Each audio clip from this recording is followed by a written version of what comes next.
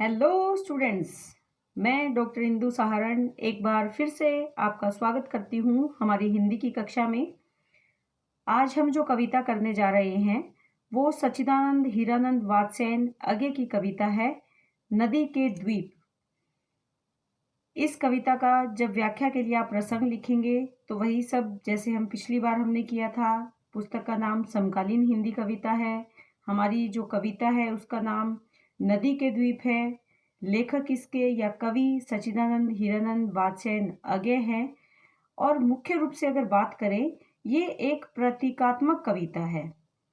इस कविता में दो चीजों को लिया गया है, एक तो नदी और दूसरा द्वीप। यहाँ पर द्वीप व्यक्ति का प्रतीक है और नदी समाज का प्रतीक है। लेकिन कवि इसमें ये प्रतिपादित करना चाहते हैं कि समष्टि का अंग होते हुए भी व्यष्टि का अपना महत्व है, अर्थात समाज का हिस्सा होते हुए भी व्यक्ति अपना विशेष महत्व रखता है। इसी के बारे में हम आज यहाँ पर जानेंगे। तो नदी के द्वीप कविता शुरू करते हैं। देखिए, जैसे यहाँ पर ये पुस्तक का ही अंश है जो मैंने यहाँ पर लिया है। इसमें नदी के द्वीप कविता में प्रवाहवान नदी के मध्य में छोटे छोटे टापू यानी छोटे छोटे द्वीप अपनी स्वतंत्र सत्ता बनाए रखते हैं। आपने देखा होगा, नदी अपनी गति से बहती है, लेकिन उसमें छोटे छोटे उभरे हुए जो भूभाग है जिन्हें हम टापू कहते हैं, उनका अपना ही विशेष महत्व होता है, स्वतंत्र सत्ता होती है। टापू नदी की धारा के साथ बहते नहीं हैं। नदी चाहे कितनी ही वेग से क्यों ना आए, लेकिन टापू अपनी जड़ें वहीं पर जमाए रखते हैं। यहाँ पर जो टापू है वो व्यक्ति है, जो नदी है वो समाज है। जिस भूखंड पर वे स्थित हैं उसे अपना संरक्षक मानते हैं, अर्थात जिस भूमि पर, भूखंड यानी भूमि के हिस्से पर ये टापू अपनी जड़ें जमाए रखते हैं, वो भूभाग उनका संरक्षक है, उनकी रक्षा करने वाला है। नदी की धारा के साथ बहना तो मिट्टी होना है। क्या कहना चाहते हैं कवि कि नदी की धारा के साथ बहना अर्थात समाज के साथ चल पड़ना तो स्वयं को समाप्त करने वाली बात है। नदी के साथ अगर टापू बह जाएंगे तो उनका अस्तित्व समाप्त हो जाएगा, वो मिट्टी में बदल जाएंगे, छोटे छोटे मिट्टी के कण होकर उस पानी के साथ बह जाएंगे और उनकी कोई पहचान, उनका कोई अस्तित्व नहीं होगा। उसी प्रकार से नदी रूपी समाज में भी व्यक्ति, जो टापू रूपी व्यक्ति है, वो अपना अलग अस्तित्व बनाए रखता है। अगर वो समाज के साथ चल पड़ेगा या जैसी भी परंपराएं चल रही है, जो भी समाज में विचारधारा चल रही है, अगर वो उसके साथ चल पड़ेगा तो वो अपना अस्तित्व समाप्त कर देगा। मुख्य तौर पर अगर कहें तो इसमें ये बताना चाहते हैं कि प्रत्येक व्यक्ति का समाज में अपना एक अलग स्थान है और हमें उस स्थान को समझकर अपना महत्व, अपने विचारों का महत्व हमेशा बनाए रखना चाहिए और उन्हीं को आधार मानकर हमें अपना जीवन जीना चाहिए, जिससे हम अपना जीवन आसानी से जी सके और समाज में कुछ नया परिवर्तन भी ला सके। व्याख्या भाग में हम नदी के द्वीप हैं। कवि क्या कहते हैं कि हम नदी के, हम यानी जो व्यक्ति विशेष है, हम नदी के, नदी यानी समाज, द्वीप यानी व्यक्ति, हम नदी के द्वीप हैं। हम नहीं कहते हैं कि हमको छोड़कर स्रोतस्विनी बह जाए, स्रोतस्विनी यानी नदी, नदी बह जाए। हम ये कभी नहीं चाहते कि नदी बह जाए, अर्थात समाज हमें छोड़कर हमसे अलग हो जाए। क्यों? क्योंकि हम समाज के भाग हैं। द्वीप यानी व्यक्ति, और व्यक्ति किसका भाग है? समाज का। द्वीप किसके भाग है? नदी के। उसी प्रकार व्यक्ति किसका भाग है? समाज का। हम क्यों नहीं छोड़ना चाहते समाज को? द्वीप क्यों नहीं छोड़ना चाहते नदी को? क्योंकि वह हमें आकार देती है। कौन आकार देती है? नदी। नदी, द्वीप रूपी व्यक्ति को आकार कौन देता है? नदी। नदी रूपी समाज हमें आकार देता है। हमारे कोण, गलियां, अंतरीप, उभार, सैकत कूल, हमारे कोण, जो भी हमारे कोने बने हैं अर्थात हमारा आकार बना है, हमारे गलियां बनी है, अंतरीप जो द्वीप के किनारे बने हैं उसका उभरा हुआ जो भाग बना है, सैकत कूल, सैकत यानी रेत के जो किनारे हैं, कूल है, सैकत अर्थात रेत, मिट्टी, रेत के जो किनारे हैं उस सब गोलाइयां उसकी गढ़ी हैं। सब गोलाइयां अर्थात जो द्वीप को आकार दिया है, गढ़ी का मतलब है निर्माण किया है, बनाया हुआ है। तो हम क्या कहना चाहते हैं कि हमारी जो स्रोतस्विनी है या नदी है वो द्वीप रूपी व्यक्ति को आकार देती है। उसी प्रकार जैसे एक माँ एक बच्चे को आकार देती है, अपने गर्भ में उसका निर्माण करती है, उसे एक आकार देती है, जीवन जीने के लायक बनाती है, उसी प्रकार बिल्कुल वैसे ही जैसे स्रोतस्विनी एक द्वीप को आकार देती है, उसकी गोलाइयां बनाती है, उसके किनारे बनाती है, उसका उभार बनाती है, तो वो सब कौन बनाता है? स्रोतस्विनी अर्थात नदी। इसीलिए द्वीप अर्थात व्यक्ति नदी रूपी समाज को छोड़ना नहीं चाहता।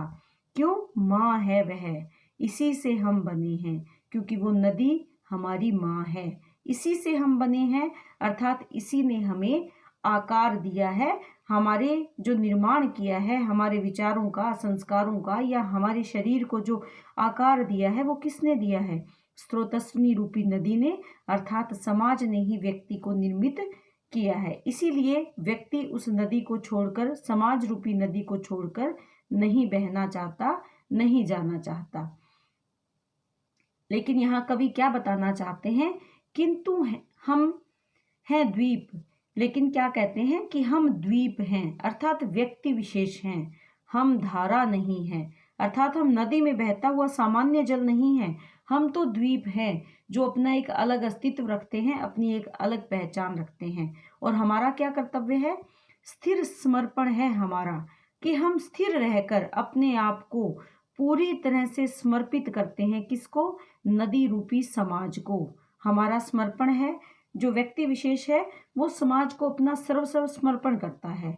हम सदा से द्वीप हैं स्रोतस्विनी के, कि हम तो सदा से ही द्वीप हैं, जुड़े हुए हैं। किससे? स्रोतस्विनी से अर्थात समाज से। किंतु हम बहते नहीं हैं, लेकिन हम व्यक्ति विशेष हैं और हम बहते नहीं हैं, अर्थात जैसी परिस्थितियां चल रही है उनके साथ बहना हमारा काम नहीं है।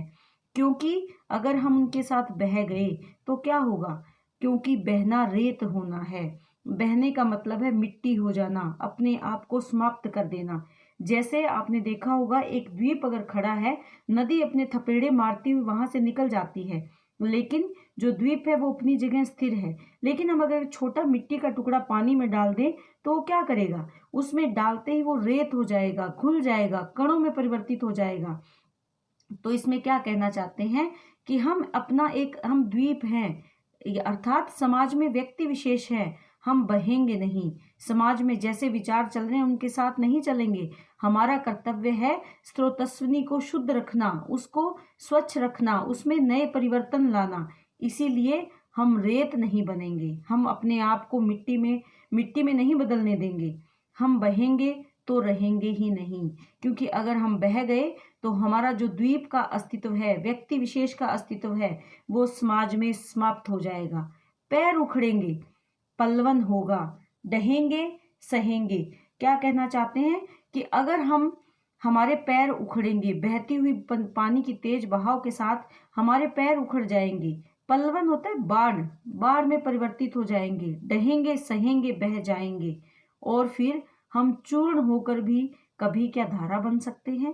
क्या कहना चाहते हैं कि अगर हमने अपने आप को बदलने का प्रयास किया, पानी के साथ यानी तत्कालीन परिस्थितियों के साथ स्वयं को बहने दिया, तो पैर उखड़ जाएंगे, हम अपने विचारों से हट जाएंगे, बाढ़ के रूप में बदल जाएंगे, विनाश, समाज का विनाश होने लगेगा, हम डह जाएंगे, डहेंगे, समाप्त हो जाएंगे, ये सब सह भी लेंगे और पानी के साथ बह जाएंगे, समाज की धारा के साथ बह जाएंगे।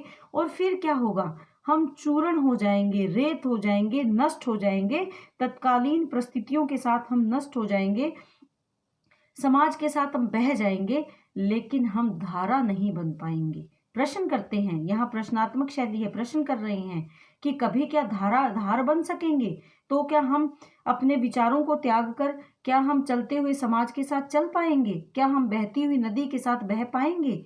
रेत बनकर हम सलील को तनिक गंदला ही करेंगे। यहाँ कवि अपने ही प्रश्न का उत्तर भी देते हैं कि अगर हम रेत बन भी गए, अगर हम समाज के साथ चल भी पड़े, तो हम क्या करेंगे? हम शलील होता है जल, जल को तनिक थोड़ा गंदला ही करेंगे, गंदला यानी साफ पानी को गंदा ही करेंगे, अनुपयोगी ही बनाएंगे, अनुपयोगी जो उपयोग में नहीं लाया जा सकता। अर्थात इसमें कवि क्या कहना चाहते हैं कि हम द्वीप हैं, हमारा अलग अस्तित्व है और हम अपने इस अस्तित्व को बनाए रखें। अगर हमने अपने आप को समर्पित कर दिया समाज को और बह गए उस बहते हुए समाज रूपी नदी के साथ, तो हम क्या करेंगे, अपना अस्तित्व खो देंगे और ऐसे में भी हम समाज के लिए उपयोगी नहीं होंगे। हम बिल्कुल वैसे ही बन जाएंगे जैसे एक नदी में बहती हुई रेत उसे गंदा कर देती है, वो पानी किसी के लिए उपयोगी नहीं रहता, अनुपयोगी बन जाता है। तो अगर हमने अपने विचारों को छोड़ दिया, अपने जमीन से अगर उखड़ गए, बिल्कुल उसी प्रकार जैसे एक द्वीप अगर उखड़ जाएगा तो वो बहती हुई नदी के पानी को गंदा ही करेगा, अनुपयोगी ही बनाएगा। वैसे ही अगर हमने अपने विचारों को त्याग दिया तो हम इस समाज रूपी बहती हुई नदी को गंदला ही करेंगे, गंदा ही करेंगे, इसमें परिवर्तन नहीं लाएंगे, इसमें स्वच्छता नहीं लाएंगे, अपितु हम उसके लिए अनुपयोगी बन जाएंगे। इसमें जो कवि कहना चाहते हैं वो ये कहना चाहते हैं कि द्वीप के अस्तित्व की सुरक्षा ही किसमें है, उसके स्थिर रूप में है। यानी द्वीप जब तक स्थिर रहेंगे तभी उसका अस्तित्व बचा रहेगा।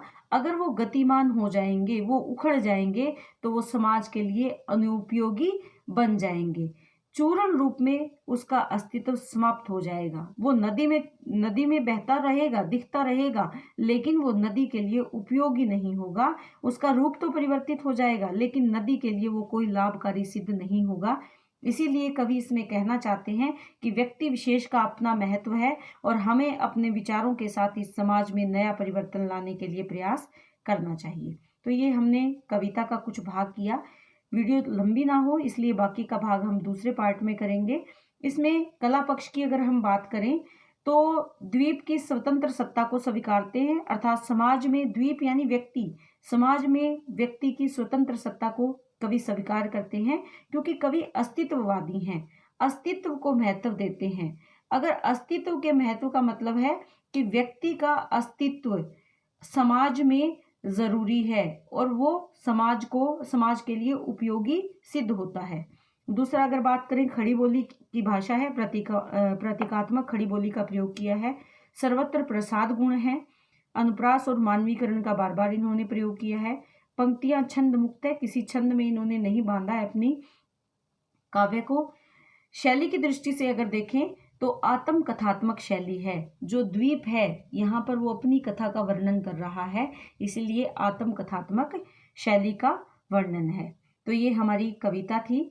आधा हिस्सा हमने इस वीडियो में किया है, बाकी का बचा हुआ भाग हम दूसरे वीडियो में करेंगे। उम्मीद करती हूँ आप इसे अच्छे से समझ पाएंगे। धन्यवाद।